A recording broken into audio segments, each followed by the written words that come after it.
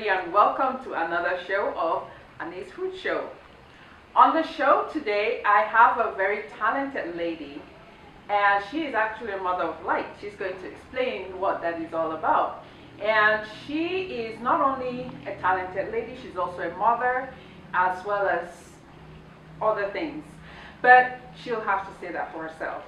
And later on in our kitchen segment, her and I are going to spend some time making beignets and chocolate pudding to go along with it. So something fun to do with kids or on your own on a cold morning or warm day. Either way, it will be a fun show. Stay tuned and keep watching. Aneh's Food Show, your favorite food and lifestyle show. The assurance for your well-being. Welcome to the show. And can you just tell us who you are? I said you're a mother of light. What exactly does that mean? Aneh, I want to, first of all, thank you for inviting me on your show. You're welcome. My names are Evelyn Manka. Manka stands for the Mother of Light. Ah, okay. Yeah, in my native tongue, from Bafut. Okay, I was going to say. Yeah, from Bafut. Manka means Mother of Light. And you are a mother of light, really? I'm a mother of light. How many children do you have in your household? Actually, I have 5 boys in my household. 5 boys? Yeah. How many girls? 2 girls. 2 girls. Yeah. 5 boys and 2 girls. So you really are a mother of light? I'm really a mother of light. Okay. And amongst what you do, you sing. You're an artist. Yeah. So first and foremost, what are you? Mother, artist? How do you rank what you do? I'm a mother, I'm an artist, I'm a businesswoman, I'm a nurse by profession. Okay, okay. It all depends on how you manage your time. When you program yourself well, you go on well. Okay. With all the activities. Wow. Yeah. So how old is your oldest child? The oldest child is 7 years old. And the youngest? The oldest? Yes, the oldest. The oldest is 24. Wow. And the youngest is 7. 7. Yeah. So you have a very active house. Yeah. Okay, good. So beignets that we'll do later will come in handy. Yeah. To feed in that crowd. Feed them in the morning. Yes, yes. So now, what kind of music do you do? Precisely, I do gospel music. Okay. Even though besides that, I've done a Women's Day song, yeah, which educates the women on how to manage the Women's Day. Okay, okay. What does that mean now? How would you educate them on how to manage Women's Day? Yeah, Women's Day, some women have taken Women's Day for a day of jubilation and waywardness. Yes. Which is not really the theme of Women's Day. Okay. Women's Day is meant for women to gather themselves and then they evaluate what they have been doing, and then they know how to move on in the right path. Okay. But some women, they think that drinking, and dancing on the streets, and sleeping out of their homes on that day is really the practice of that day. No, that's not the practice of that day. Okay. That's not the meaning of that day. Okay. Yeah. So I'm glad that you do take a positive approach to looking at how Women's Day should be celebrated. Thank you. So obviously it means that you do take a positive approach towards your life. Yeah. And how does that play into the gospel music that you do? Yeah, because actually gospel music is you're representing Christ in music. You're like teaching or talking or educating people through music. And when you educate people negatively, the country is going downward.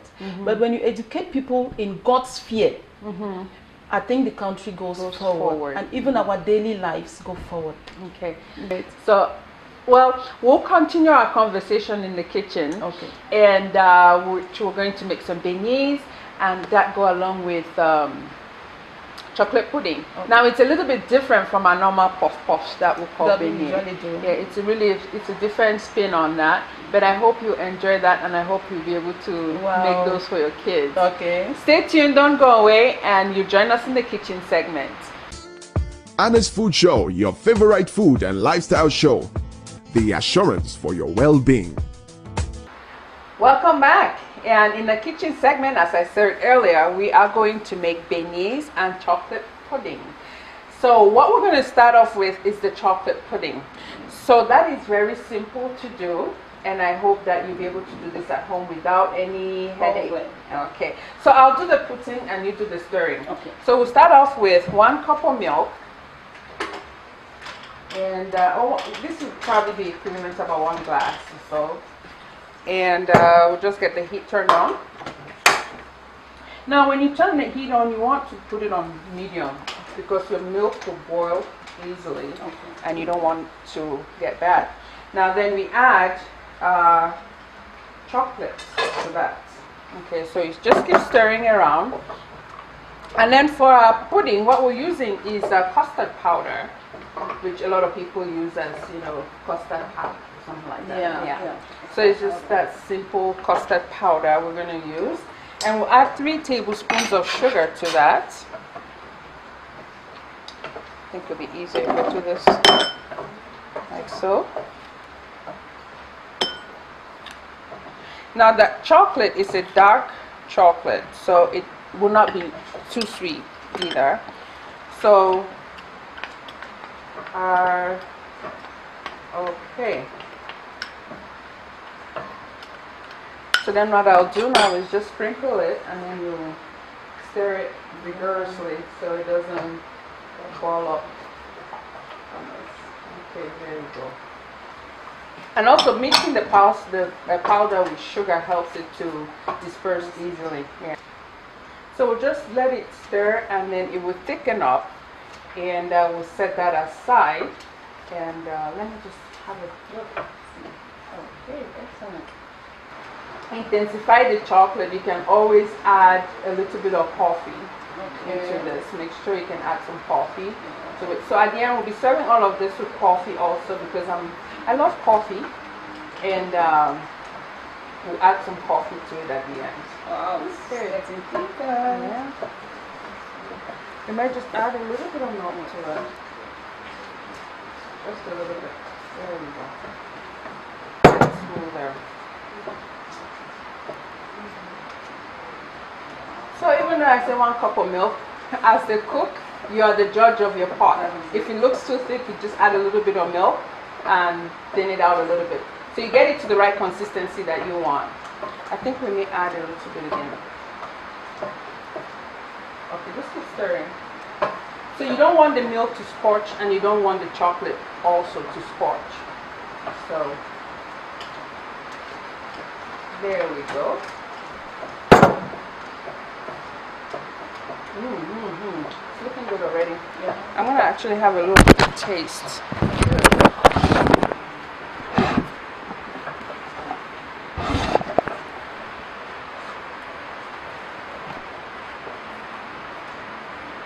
put a little bit all of the nuts in here. You taste the final show, the final thing. Okay, but I just want to make sure everything is okay.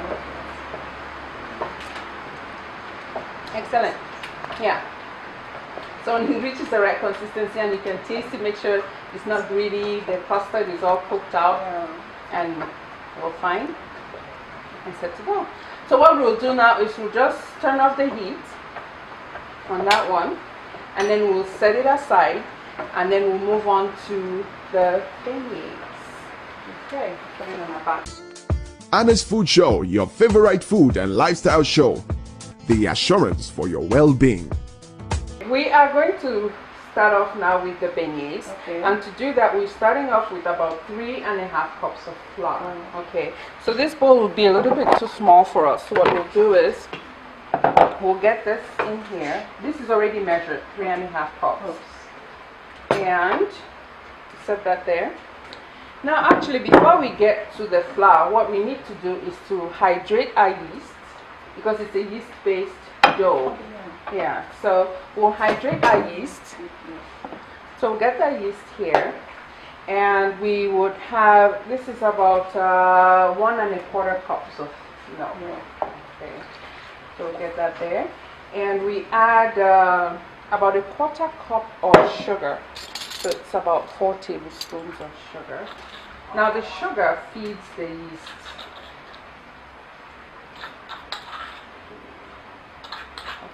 about a quarter cup. The sugar feeds the yeast and it makes it to rise. So we'll just use our whisk to mix that in. And we'll do about 2 tablespoons of yeast. 2 teaspoons rather of dry yeast. You know, you can get yeast now in sachets, in a big thing. Some stores even pre-measure it for you, whatever. If you're using like a little sachet, it's about half of that. Yes, yes. Now I tend to buy the sachets because I don't use yeast as much. Now, unless you're making puff-puff or other things with yeast, yeah, then you can buy the pack. Okay. When it stays too long, it goes stale. Okay. So when you try to bake with it, it doesn't rise and it doesn't give you a good texture. Wow. Yeah, so you need to always make sure your yeast is nice and fresh. So it's about 2 tablespoons. 2 teaspoons rather, not tablespoons. Yeah. And then I'll just have you. So what I'll do is also shift this for now because we should be able to see what we're doing. Okay. So just give it a big whip. Okay.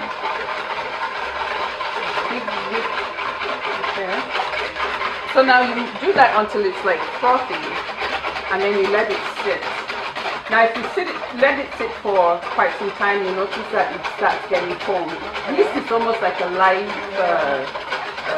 ingredient because it has its own character. So then we just let it sit now. Okay. So we'll let it now hydrate and then it sits and then it'll get a little bit foamy. Okay, now in the meantime, we have our 3.5 cups of flour. And then we're going to add a little bit of salt and okay, we'll create a hole in the center. And we'll add our eggs. 3 eggs. Yeah. Okay, now we're not going to beat the eggs before we put it in. Just pour it like that. And then we have 3 tablespoons of melted margarine. Yeah. Now if you want to use butter, that also is good. I'll just add a little bit. Okay. So there you go. So now what you're going to do now is get your hands dirty. Are you okay with that? Yeah. All right. Okay, go ahead.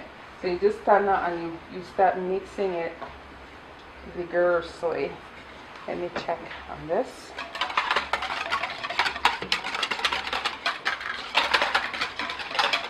Now sometimes too, depending on how cold or warm your milk is going to affect your yeast. What you want to do is to get lukewarm, so it's just like warm to the touch. Okay. Yes, just like water that you use for a baby's bath. Yeah. Okay. So while you do that, I'll take all this off, and so we'll have room.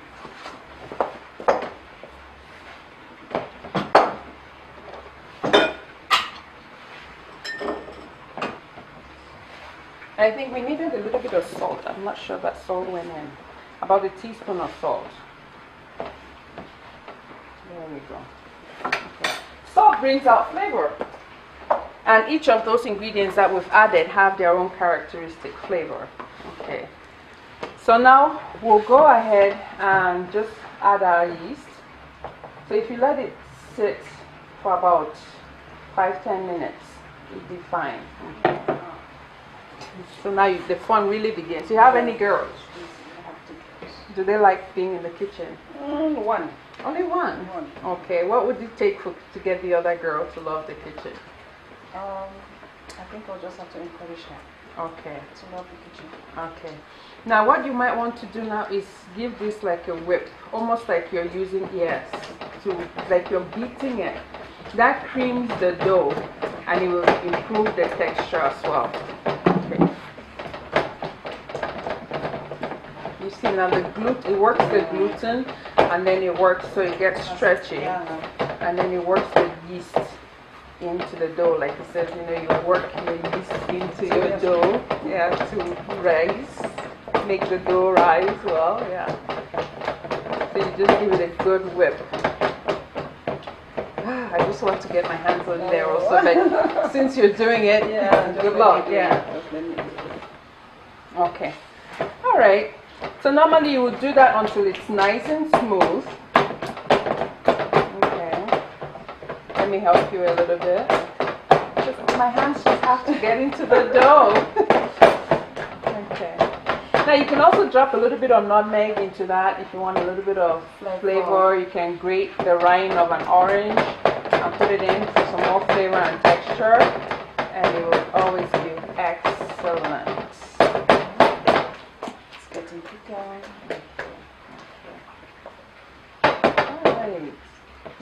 I have to feel it. Okay.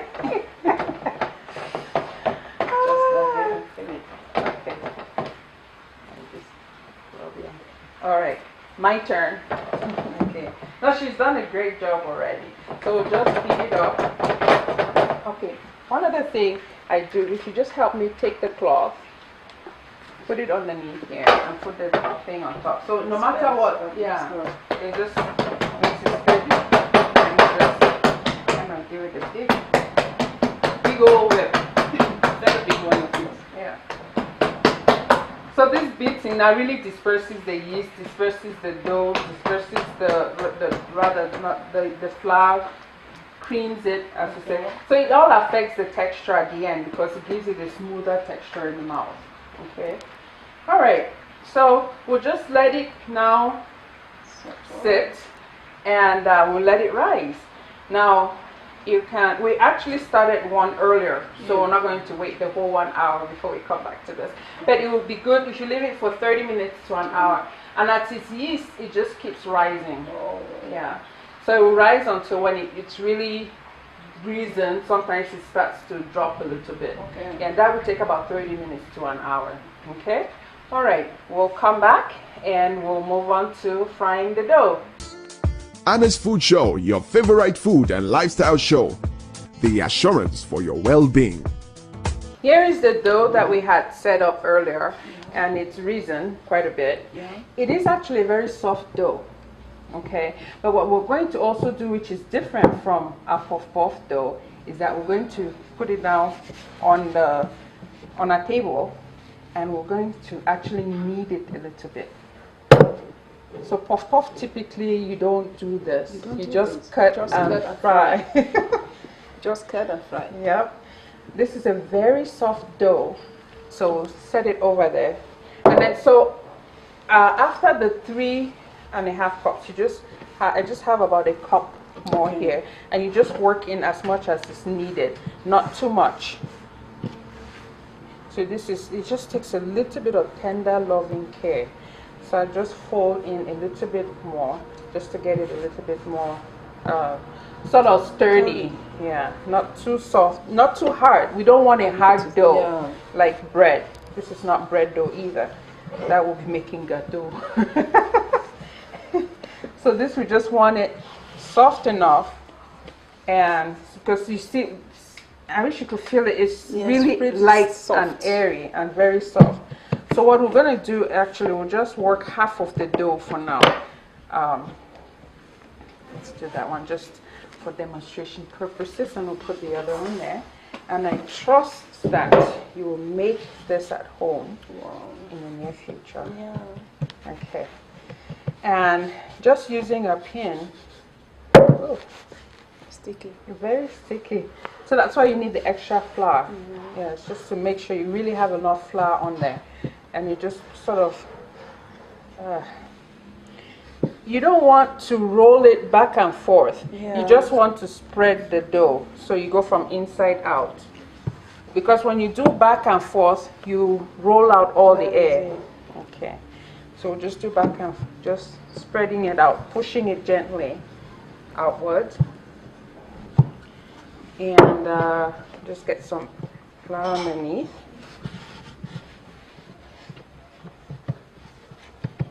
And push it outward again. Now we may want to just turn our oil back on to get it. We started heating up earlier, so just get it back up again. There you go. So you do the frying this time. Okay. All right. So now keep in mind, like, you know, when you do puff, you drop it in and it pops up. it's going to happen the same way with this one. So what you want to do now, let me just sort of rub some of that off my hands. So I can work the dough well. So what we want to do now is just cut it in a straight line, or however line you want. It might be crooked or straight, it doesn't matter. It's just that you cut it, and you can cut it into whatever shapes you want. Now you can do diamond shapes by going across diagonally. Make sure you have a well-floured knife also. Okay, let me just drop one in to test the oil. Okay. Okay, we'll let the oil just heat up a little bit more.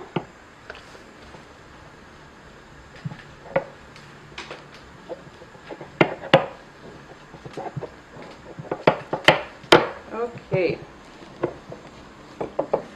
So this is something that maybe your daughter, who isn't quite so much interested in the kitchen, can be enticed. Yeah. Make it a game. But your sons, do they cook? Yeah, they do cook. What do they like to make? They like to make spaghetti. Okay. Rice and stew. Uh-huh. Yeah. Okay, so at least they cannot go hungry without money around. A lot of coffee. They drink a lot of coffee. They drink a lot of coffee. Okay. That's interesting. Okay. Right. So now we're going to actually drop these in. Okay. And you see, it pops up right away also. So you just have to make sure you have somebody standing by to stir. Yeah, turn it over.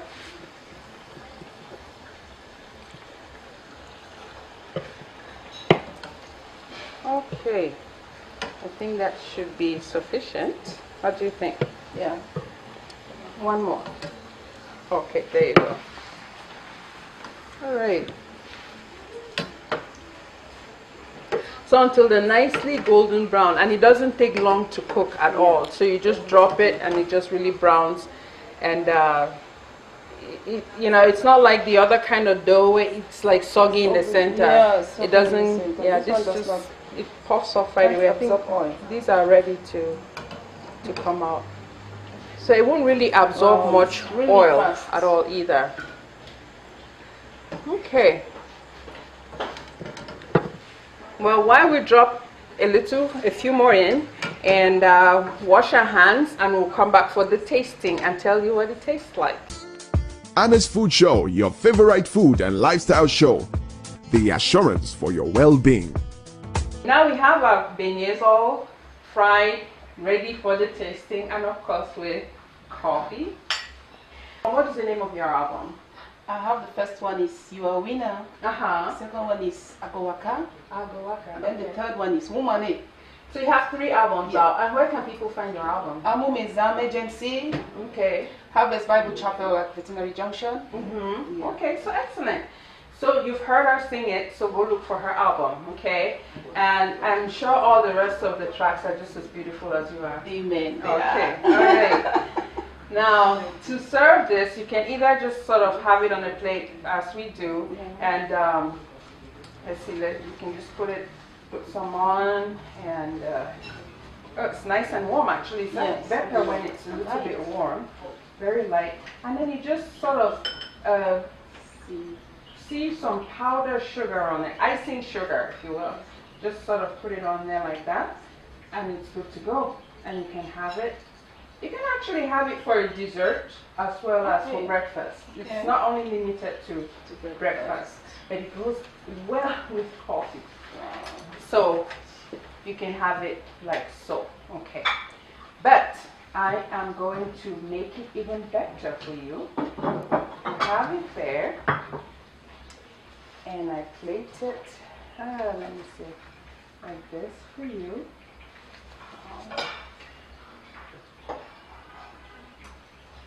Wow, it's looking nice. And with a little bit of chocolate pudding.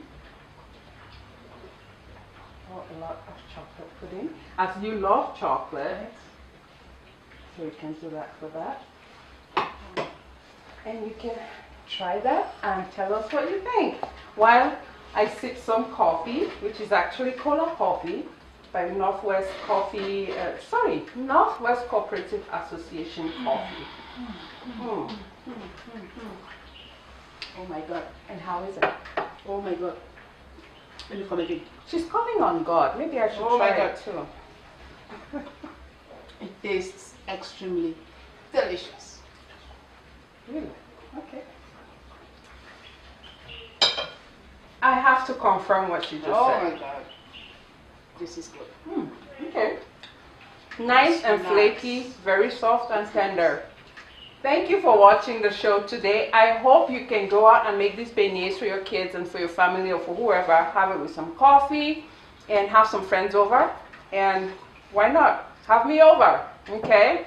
Thanks for watching the show. Stay tuned for our next show. Bon appetit.